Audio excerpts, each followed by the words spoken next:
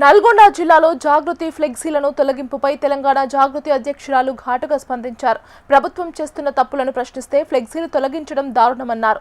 ఇలాంటి పనులు చేయడం వల్ల మంత్రి కోమటిరెడ్డి వెంకటరెడ్డి స్థాయి తగ్గించుకుంటున్నారని హితవు పలికారు. ఫ్లెక్సీలు తొలగింపుపై ప్రశ్నించిన జాగృతి కార్యకర్తలను పోలీసులు అక్రమ అరెస్టు చేయడాన్ని జాగృతి అధ్యక్షురాలు కవిత తీవ్రంగా ఖండించారు.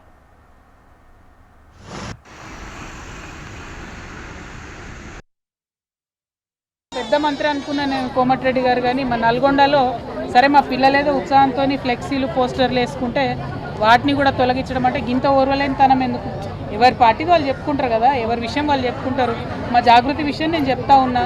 ప్రభుత్వంలో జరుగుతున్న తప్పులు ఉన్నాయి, ఆ వాస్తవాలను మాత్రమే నేను వారి దృష్టికి తీసుకొస్తున్నా.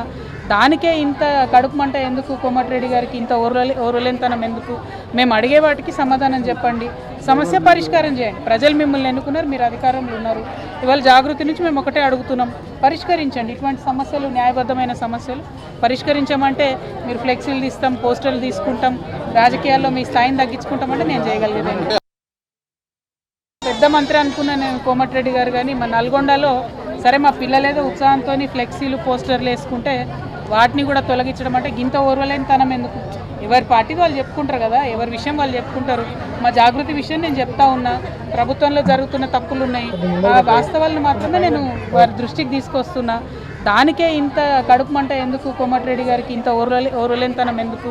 మేము అడిగే వాటికి సమాధానం చెప్పండి, సమస్య పరిష్కారం చేయండి. ప్రజలు మిమ్మల్ని ఎన్నుకున్నారు, మీరు అధికారంలో ఉన్నారు.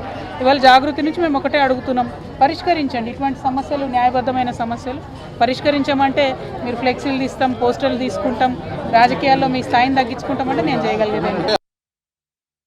పెద్ద మంత్రి